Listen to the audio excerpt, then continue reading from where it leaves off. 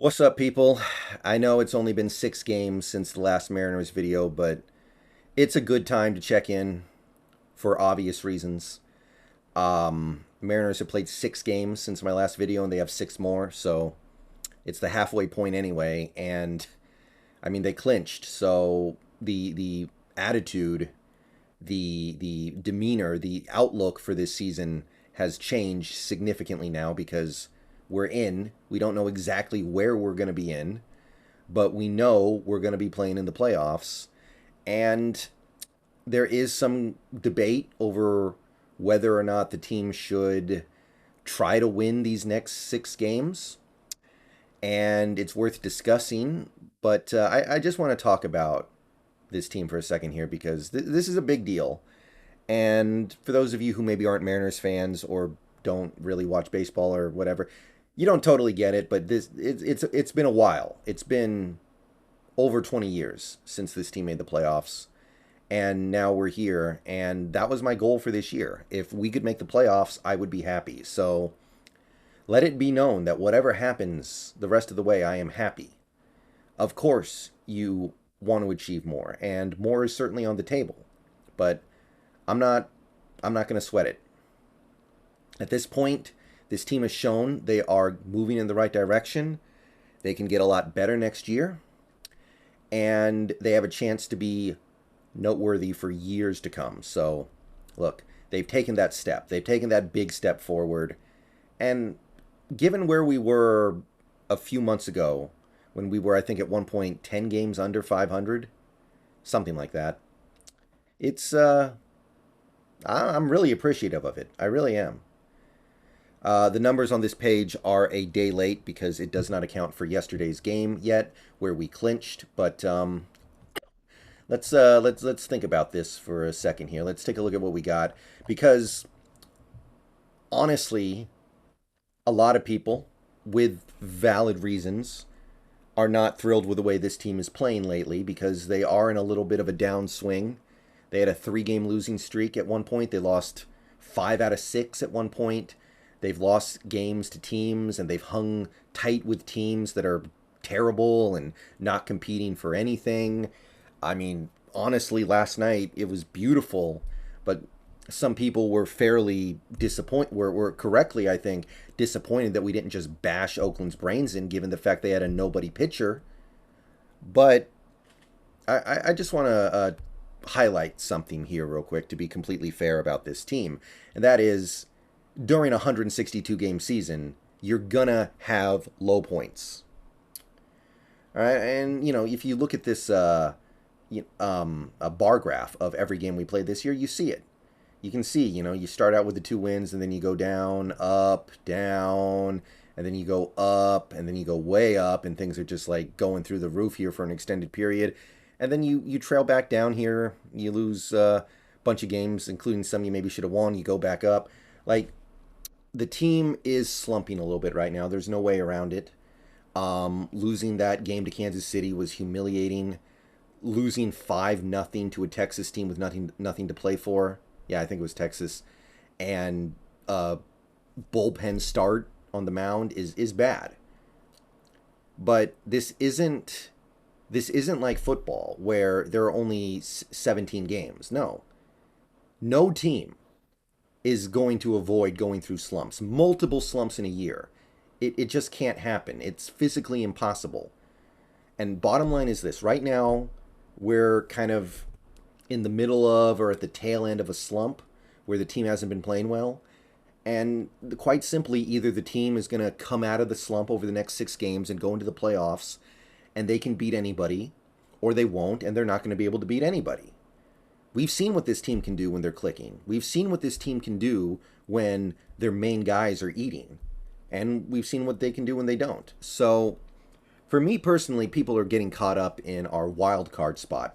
Do we want the 1, the 2, or the 3?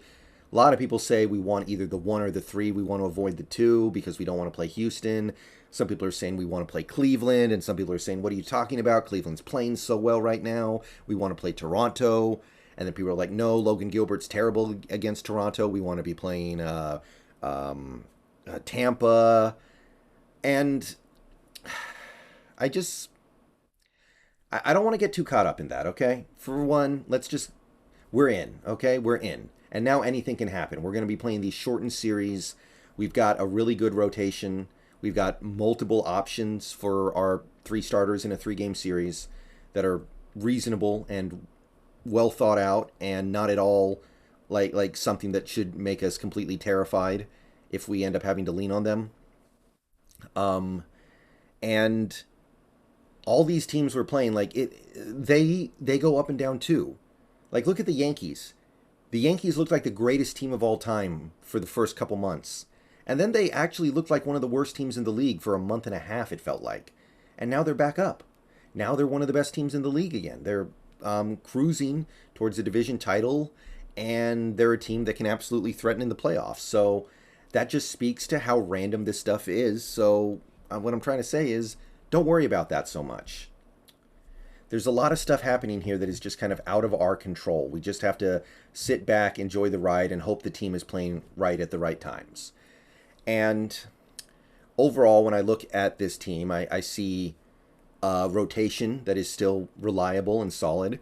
Logan had a great game last night. Robbie Ray's having a good season. Kirby, I feel like Kirby's starting to lose his control a little bit, but he's still very good. And Castillo, of course. The bullpen, it's starting to fade a little bit, admittedly. We've now had multiple appearances of bad Sewald, bad Swanson. We even had at least one not great appearance from Munoz that almost cost us that first Texas game. But the bullpen overall is still one of the strengths of the team. Most teams in the MLB would kill to have our bullpen overall.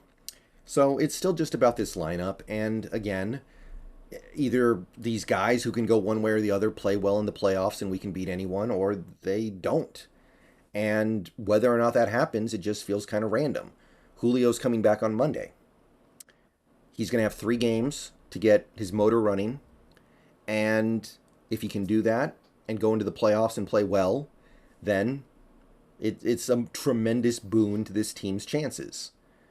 But after missing an extended period where he barely played over the last couple of weeks, I don't know if that's a realistic possibility. I don't know if that's something we can reasonably depend on him to go out there and just immediately start playing the way he was playing before he got hurt. We'll have to see.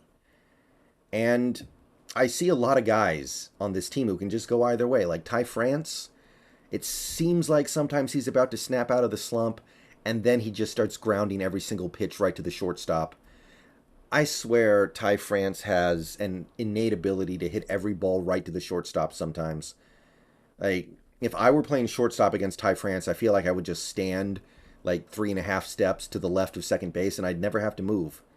It's actually kind of incredible sometimes. He just hits it right there every time, and you feel like he might be starting to snap out of it, and you know he's a good hitter, but he just can't quite get there.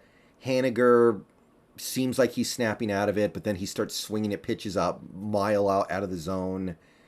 Haggerty has really fallen off after playing so well, although that was expected. I'm not upset about that. And there are going to be some tough decisions to be made going into the playoffs. Like, are we done with Casale? I hope so, because Torrens is playing better than him right now. Is Kelnick going to get to play in the playoffs because he's actually playing good baseball right now? I kind of hope so. What do we do with Santana? How much are we going to play him? So there's some stuff to figure out here, but the reality is whether or not anything we do works is going to have a lot of randomness to it, right? It's just one of those things where I feel like at this point we just have to be along for the ride.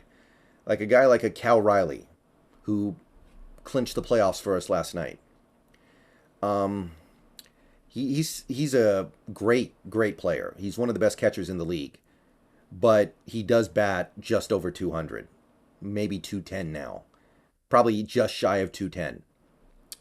So, in a 3-game series where he gets maybe 12 or 13 at-bats, it would not be statistically surprising for him to not get a hit, to not get on base once, right? But you still want him out there. He's still your best catcher. He's still one of your best hitters right now. He's still got a ops plus that's right around 120 at this point. So of course you want him out there. My God. But you also have to live with the fact that the way that he plays, he might just go 0 for 13 over a 3-game stretch and boom. Tai France and Mitch Haniger. We know how good these guys can be at the plate, but there have been stretches where, yeah, they can go 15 at-bats and just give you nothing. So, at the end of the day, what I'm trying to stress is do not be careful with overthinking this stuff and trying to plan out the perfect path through the playoffs. I know we don't really want to play Houston. Maybe you'd rather play the Yankees, although lately the Yankees are playing much better. Watch out for that. They're still a dangerous team. But the way this team has played at the end of the year here, there is some concern that some of these guys, like you can see where our low batting average bites us. We get on base well. We draw enough walks to where we still have a very high rate of getting on base despite having a really low average. But that means you leave a lot of runners stranded because you can't get the guys you walk home. Happens a lot. And that's going to be a big problem in the playoffs. You might not get walked as much, and even if you do, you got to get those guys home, or what good is it? So I'm ready for whatever, man. I'm ready for whatever. I'm just excited to be here. Next year, hopefully, we've got a slightly better up a middle infield. Hopefully, Winker plays better. I think he will, by the way. Big comeback year for Winker next year, I'm calling it. But for now, I'm just happy this team has found a way to be the best version of themselves. And whatever happens the next 6 games, maybe use it to snap out of these slumps. But I'm along for the ride. See you guys later.